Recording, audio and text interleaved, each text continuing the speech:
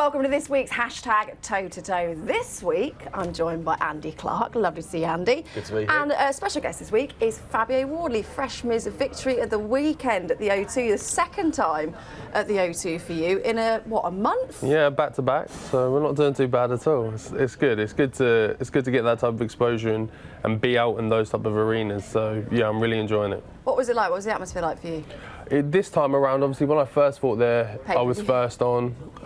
There was pretty much just only my supporters in the arena. So this time around was something completely different. There was a good few thousand in there. I was almost in like a prime time slot to be in a fight. So yeah, it was really good. It was really nice to get in there and kind of soak up the atmosphere. I almost wish it would have lasted a little bit longer, but can't grumble at an early win. Well, you've had a great start to your professional career, haven't you? You've got, as I said, 6 wins, 4 first-round knockouts, 5 in total. Pretty impressive, Andy. Yeah, it's a great start. Like you say, the last 2 fights have been really good for you, having that kind of exposure, but particularly last week, because I was talking to you about it on the Friday, you and Robert, and I was saying, the float fight, and people, when they're told that, sometimes a bit, But I said, but this is a good thing, if we have stoppages. So you would have been backstage, seeing the stoppages, thinking this is great. Yeah, literally. And when I got told I was the float as well, I looked at the card and I saw there is like Lawrence is on there. He usually always gets his opponent out relatively early and things. So I thought actually I could do all right here. I could do quite well, and it just ended up being I kind of pretty much fell into a main slot. It's perfect timing, wasn't it? You've got a really interesting story into how you turned pro, and unsurprisingly, there's a lot of people asking questions. We'll get straight into them. Omar Ashad wants to know, how did you meet Dillian, who mentors you, Dillian Whyte that is, and eventually become guided by him in your professional career? So me and Dillian met over sparring. So kind of worked out, I think that I was a half-decent sparring partner. I was good for the rounds, I was good to be used. And when did we first spar? A good 2 or 3 years ago. When he was preparing for the Helena's camp. And that was how we first met, and we sparred a few rounds and he liked me, so he brought me back, and it just kept going from there really, and that was how our relationship first kind of started, was just through boxing, through just paid sparring. But the kind of difference that I found with him that I hadn't had with other people and stuff that I'd aspired is that after the sparring sessions he'd want to take the time and talk to me about the session and things I did well and things I could improve on, and just little pointers and things which I really appreciated. Because many of you might not know that you actually had a slightly different route into professional boxing, not the normal kind of amateur career, as it were. You had, was it 4 white collar fights? Indeed, 4 white collar fights over a space of probably a year and a half, maybe, something like that.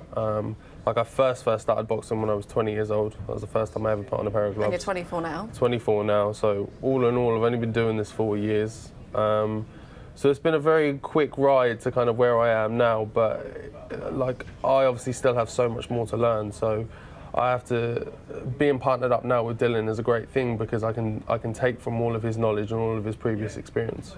We just covered that. Rick Reed wants to know how limited was your amateur career, and what age did you start boxing?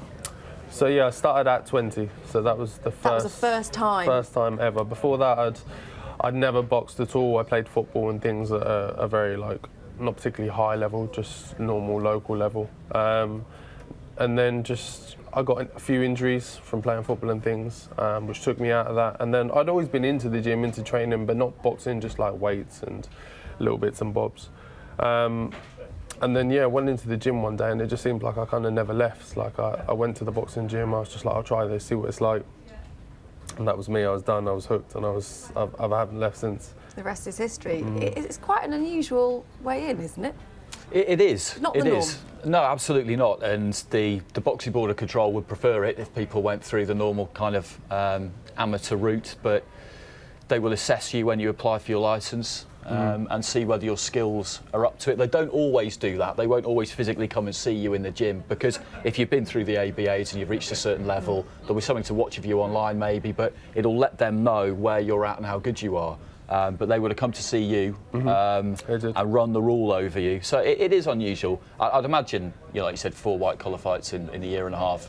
It was very quickly very difficult to get you any fights, probably. So, I mean, you didn't really have much choice but to turn over pretty quick. Yeah, it was half and half. It was offered to me, and it was one of those things where, like, I just thought, if I say no to this, I don't know if someone's going to offer it to me again 2 or 3 years down the line. Like, of course, I'd have liked to have kind of a bit more time to just build myself up and ease myself in, but sometimes you just have to take opportunities when they're in front of you and just go with them, and that's what me and my team have been doing. It's I guess, very much kind of learning on the job, aren't you? 100%, yeah, like literally learning from getting punched in the face.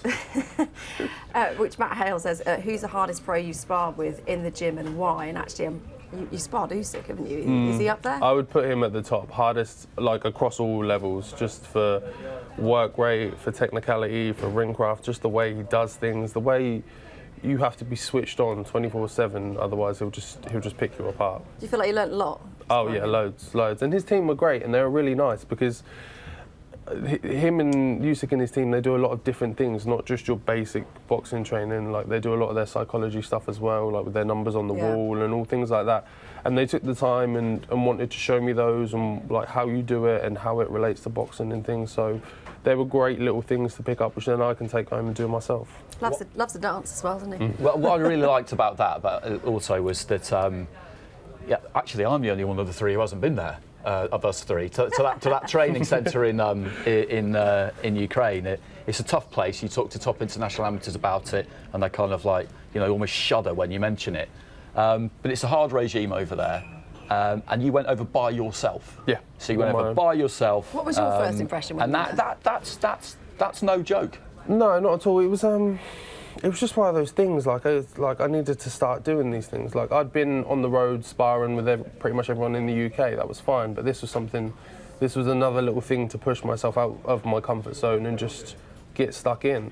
So yeah, I went out there on my own and I didn't know what to expect. I didn't know how it would work or anything. I had a driver who was Ukrainian. He didn't speak English. He just like had a sign with me at the airport, literally with my name on it. And I said, "That's me." And he said, "Come with me." He put me in a van, took me to the hotel, and then I just waited for them to tell me like when they'd pick me up. And I think I got there on a Thursday evening, and we had a sparring on the Friday.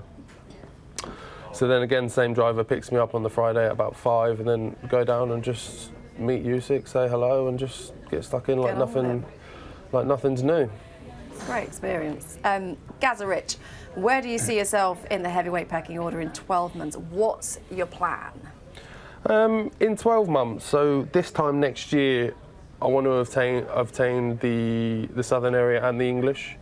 Probably that's my goal for this year, is just to get those ticked off and get those marked off. Like I've said a number of times, I'm on a bit of a different path to like your Nathan Gormans, your Daniel Dubois, who've obviously done this for a long time. So do you feel pressure to catch them up and kind of and move quickly, or? No, I don't feel pressure to catch them up because I come from a very different background. I haven't had all the tutelage and all the building that they've had. So if anything, like, I'm 24, I'm young and I've got my time. So there's no rush. There's no reason for me to dive at them head first or really want to be on their tail and chase them.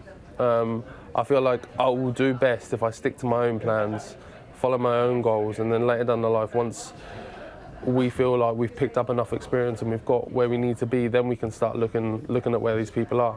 Okay, well, before you go, and Andy, we have to get your thoughts on this. Obviously, it wasn't Ted Cheeseman's night on Saturday night, was it, against Sergio Garcia?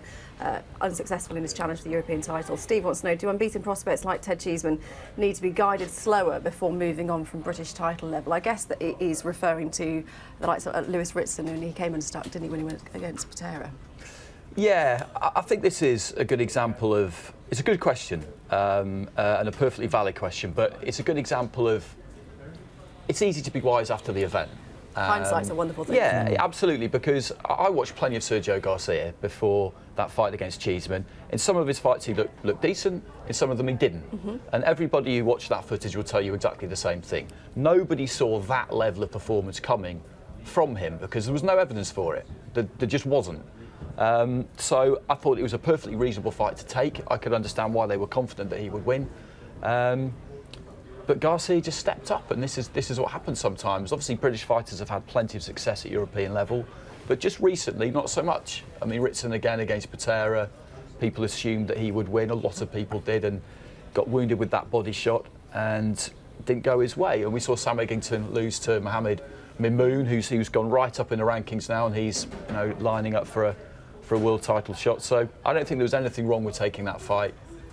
It was surprising how one-sided that fight turned out to be, but these things happen. What do you think, Fabio? Do you agree? Was it Yeah, too no, I soon? agree. I don't think it was too soon. I don't think like he'd been managed wrong or he'd been pushed into the fight. Ultimately, Ted is his own man. I think he looked at that fight. Him and his team would have looked at Sergio Garcia and thought they can do a job here. They thought this will be what will propel us further. And I think you can tell by Ted and the way he is, he's always looking to take them extra challenges. So it's not, sometimes you just need to kind of hit or miss.